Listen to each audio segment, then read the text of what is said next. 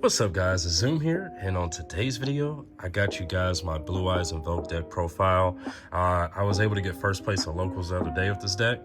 I also had some pretty other decent performances. I have like a third place and some other tops. I'm just now returning to the game, so I'm still learning what every other deck does, and I'm still learning what this deck does. But I've been having a lot of fun playing it.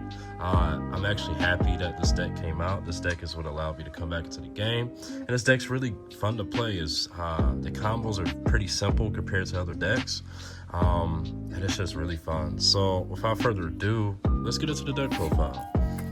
So to start it off, we play Triple Sage. Sage is a card you want to see in your opening hand. You want to open this card, or you want a way to get to this card just so you could do your combo to the fullest potential. Then we play Triple Maiden, and when I was organizing this deck to do my deck profile, I noticed my third mating is missing. So I'm gonna assume that I accidentally lost it at locals, and that's okay. This card's like 50 cents.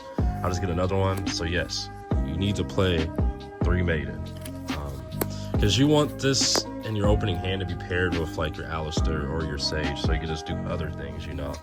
So yeah.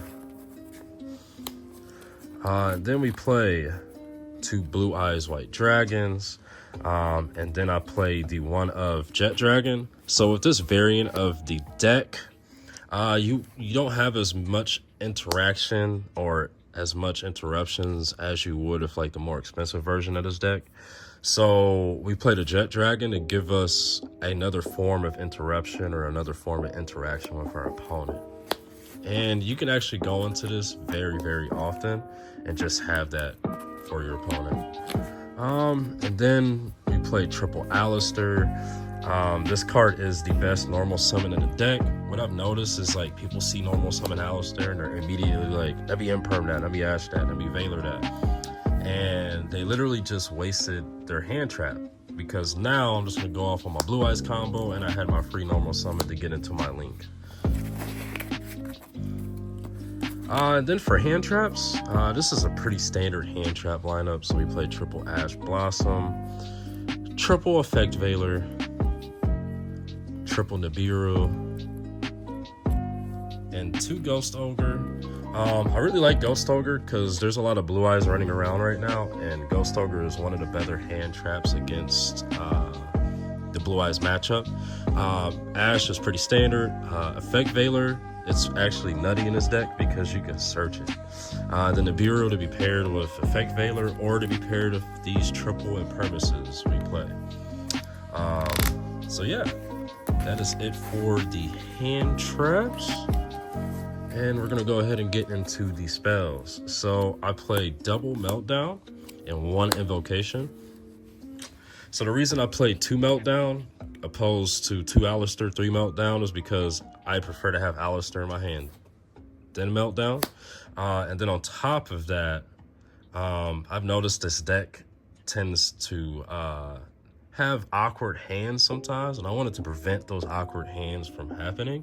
So I cut down Meltdown to 2, and I cut Invocation from 2 to 1. You don't need more than 1 Invocation, because when you normal summon Alistair, you search this, you'll just put this back in your deck. So if you need to use it again, you can just get it anytime. So you don't need to play more than 1 Invocation, and the 2 Meltdown is perfect, especially since I play Terraforming. Speaking of Terraforming, I play Terraforming. This is to search Meltdown, or if my Spirit gets Impermed or Effect Veilered or whatever, I can still get to a Mausoleum. Speaking of Mausoleum, here's Mausoleum. This card is one of the best cards in the deck. It allows you to get Blue Eyes in your grave, and allows you to get your extra additional normal summon. And then Wishes is absolutely the best card in the deck. So this card is one of the most broken spell cards in the game right now. And the fact that it allows you to search pretty much 2 extenders is insane. Because let's say you don't have, you have Mausoleum on board. You don't have a way to normal summon another light monster, another tuner. You can just Wishes, discard, get your tuner, and then you can get Roar. Now you have 2 extra bodies on the board. You can synchro and still do what you got to do. So yeah, Wishes is insane. If you see Wishes, you're in good shape. And to make sure I see Wishes, I play 2 bingo machines. This card's okay. This card has absolutely 0 application past turn 1. So it does become a dead draw. In my head, I like the idea of making this deck as consistent as possible. But I think I might replace it for talents, just to have a way to take a monster or, you know, draw cards or whatever, just in case I need to. I don't know. We're going to test it and see. We'll test talents this week and see how that goes. But yeah, Bingo Machine is pretty good, but it just has 0 application after turn 1, unfortunately.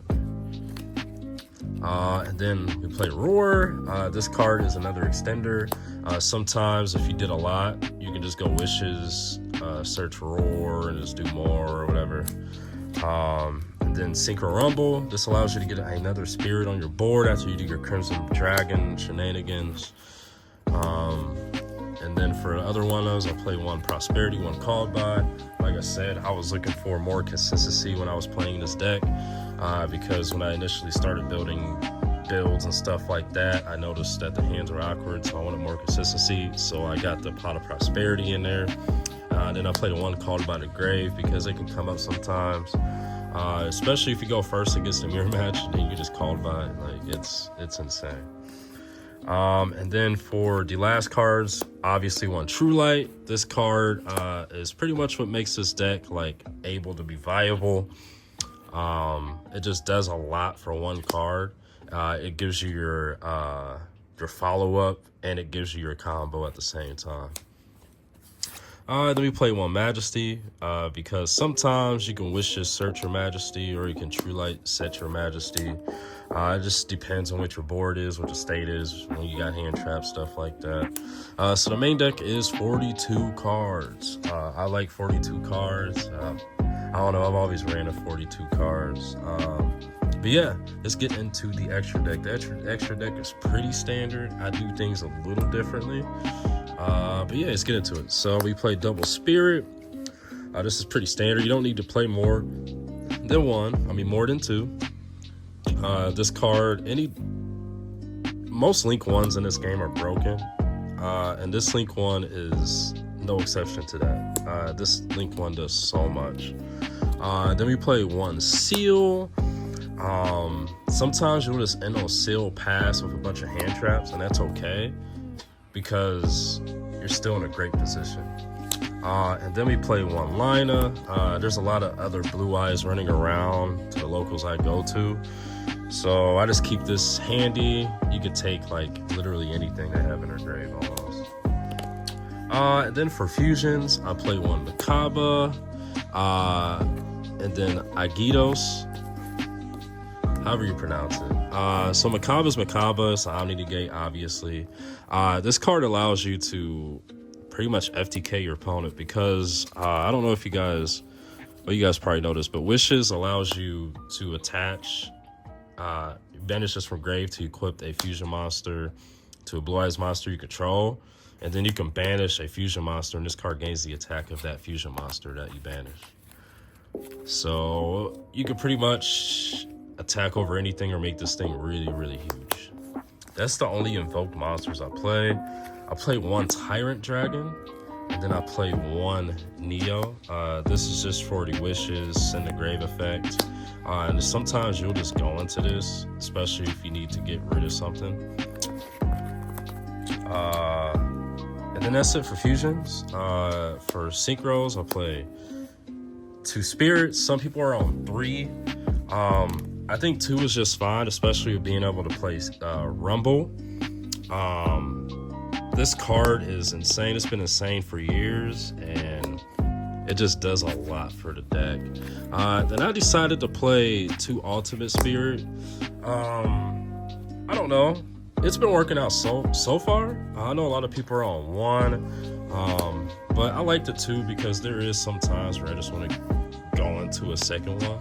But we're still testing, and we're going to see how much I like that. Then obviously I played a 1 of Crimson Dragon. I've been talking about this. This card allows you to make the craziest inboards. Just 3 negate inboards with interruptions for your opponent. Crimson Dragon is insane. There's a reason this card is, I don't know what it is now. What is it, like 40 bucks? I don't know. And then we play 1 Seafer. This allows you to protect your monster from the Spirit Destruction effect, and it is a negate. So you get the best of both worlds.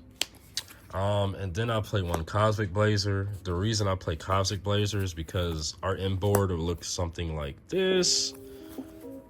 And then I'll have Spirit Dragon off of Synchro Rumble. And then I'll be able to Spirit after, on my opponent's turn, I'll be able to Spirit Dragon, go on a Crimson Dragon target, and then I can go into this and have another form of interruption.